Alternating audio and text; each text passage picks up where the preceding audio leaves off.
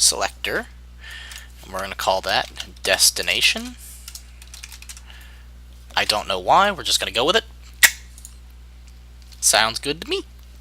And we want to make that editable. Okay. We want this to take the AI character's current world space location and find a random point within a set radius of the actor's location. So exactly what I did.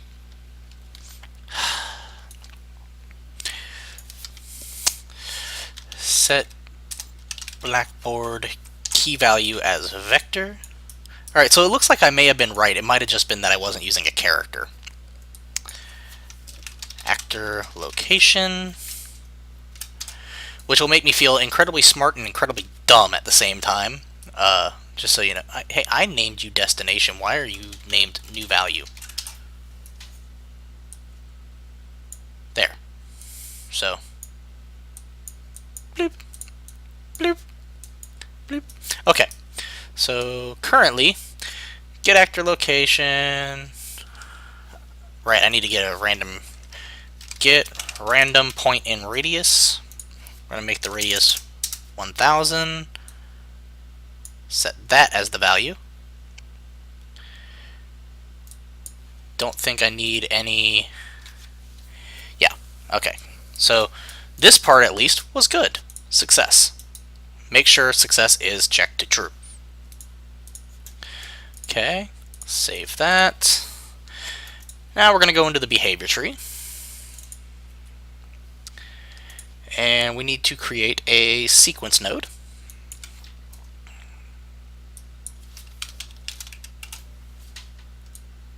Boop. Then we're going to create our task. Let's see. Yeah, I called it AI task. Okay. And the move to.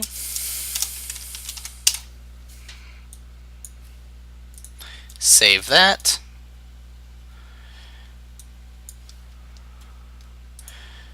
Apparently we need to set the acceptable radius to much lower. So that may have been a problem as well. Now we just have to call it from the AI controller. Event graph, run behavior tree. Boop.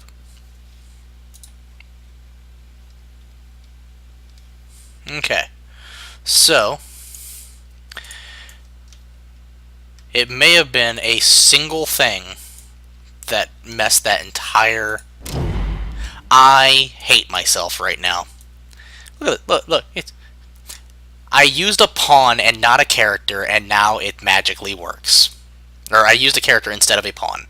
Now it magically works. Welcome to game development, where everything will go wrong, and it's usually one problem. One.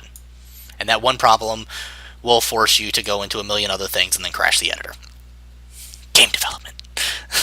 But yeah, so we now have a moving, walking, talking, doing all the things that we told it to do, which was one thing, AI. Now, AI can get obviously significantly more complicated than this, and I plan on in the future doing some more with it. I'm going to get Alex to help me out with this so I can really learn how to use it, but I am not focused on AI myself, so it's not something I typically do. But I wanted to go ahead and give you guys a introductory thing and give myself apparently a refresh on how to do this. So, awesome stuff. We'll keep this this whole thing set up so that in the future we can go over it and do things. Now, I saw something TK4 had said in the chat with landscape brushes having problems with them. So I think it might be a good idea to take some time, go over landscape brushes and kind of overall what they do.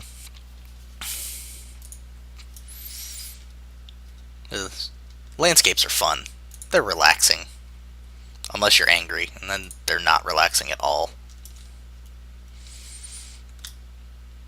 Gonna move this to the side. La. Create. Okay, so once you create a landscape, clearly it kind of just pops into existence however you have it set up. If you have height maps, which you can import, which we may do in the future, you can import height maps and have really pretty flowing landscapes. We can use World Composition Browser and tile them, which is really cool. But for now, we're just going to go over the brushes. First brush being the Sculpt tool. And you can choose right here the style the brush is actually going to be. So in this case, we've got like the circle brush, which literally just you choose a point and out of a radius you have fall off in size and strength, but it'll just raise it up in a circle basically. Then you have alpha, where what you do is you choose a texture and it'll pull the alpha from that texture and raise the landscape according to the alpha. So as you can see, you get a little bit more texturing when you do this. But I will let you know in advance, you want to be really good with materials, so you understand how to use alpha maps and stuff like that. I'm not. Additionally, you want to make sure that you get a texture that's not going to look weird, like ceramic tiles. So when you raise this, it kind of just creates it on the alpha of the square tiles, so you get a square with some bumps. Man, doesn't that look great? That's a fantastic landscape. That's something that you would see in like real life, you know? No, it's not at all. Don't do that. Unless you're making something where the landscape shouldn't be realistic. Like if you're doing a stylized thing where you're using cubes or whatever, that's perfect, makes sense. But if you're not doing that, don't do that.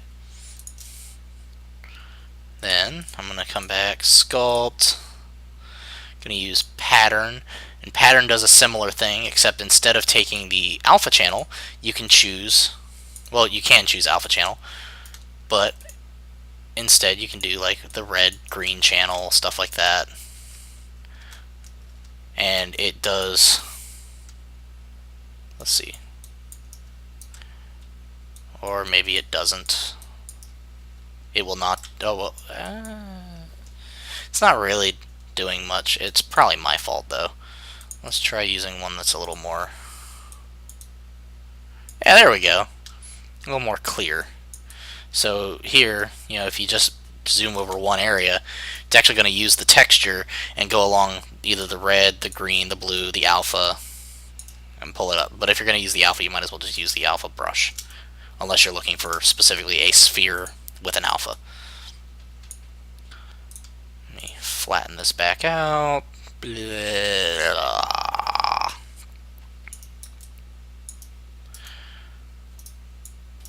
Okay, next one. I think that's just about component. Oh, I've actually never used this one, so that's interesting. So what component does is instead of breaking it up and using like different channels and stuff like that, it literally, you just take a component and go, I want that one raised, I want that one lowered. So yeah, if you're doing a stylized square landscape, this is perfect for you right here. Look at that. That's kind of cool, actually. I like it. Oh, I might have to play with that at work sometime. Okay, well, let's kill all that. Okay, Sculpt, Circle, and you'll notice when you come to Alpha, Pattern, and Component, you don't have this third option. So with this is the types of fall off. So let's really increase the fall off. Or wait, did I want it? Yeah, okay. I'll go like right there. So this fall off is going to be kind of heavy. You see that, where as opposed to a lower fall off, which raises more of like an entire area. Just kind of, you know, depending on what you need. If you need just fine tuning very specific areas, using a higher fall off can be helpful. If you're trying to quickly iterate and get like mounds very quickly, using a lower fall off is probably your better option. Okay, get that out of the way so I can show off some of the other stuff. So that's the smooth one, which pretty damn smooth. Then you come in like linear. Does it varies the style of fall off. So in this one it's more narrow and focused. And you've got spherical, which does more of a circular. I don't want to ramp. I want it to flatten. Need more landscape.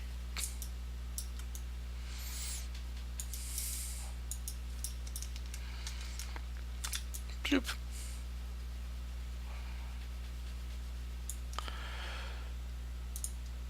Okay, so in this case, as you can see, it kind of it domes it out. Instead of being a fall off, it's more of a roll off. I'm gonna go with roll off. That's what we're gonna use today. And then there's tip, which takes the fall off and makes it more of a fine point, like that. So this would be really good for like plateaus and stuff like that if you're trying to get more of a canyony feel. And of course, all of these can be used in very, very, very, very, very many ways. So that's the basics of that. Then you've got like the flatten tool. It has the same circular tip. What it does, as you probably noticed, is it takes whatever point you put your brush. So like, let's say I was here, you hit it, and it actually will pull all of the landscape up you want it. And that's pretty nifty. Very good for like if you mess up and you want to clear out an area and you don't control Z for whatever reason, then you can actually use it to quickly flatten out the landscape and start over again. Okay, smooth tool. If you have an area that kind of got really jagged and you wanted more of a smoothed out kind of feeling, use the smooth tool to break those creases and get it more of a natural feel. This comes up a lot when, especially for me, like if I'm messing around and I just start kind of doing like this, and messing things up, and then eventually you'll start getting these spikes that form. Come on, spikes. I guess maybe if let's pump up the strength, pump down the brush size. So let's say I had this, and it gets all kind of messed up. What you can do is you take the smooth tool, come in, lower the strength, and you can smooth out those rough edges to give it more of an organic, I wouldn't say eroded, that we're going to get to that, but more of an organic feel. And that's really useful, especially for like these pillars and spikes that will shoot up, unless that's what you're going for. Kind of clears it out, makes it smoother.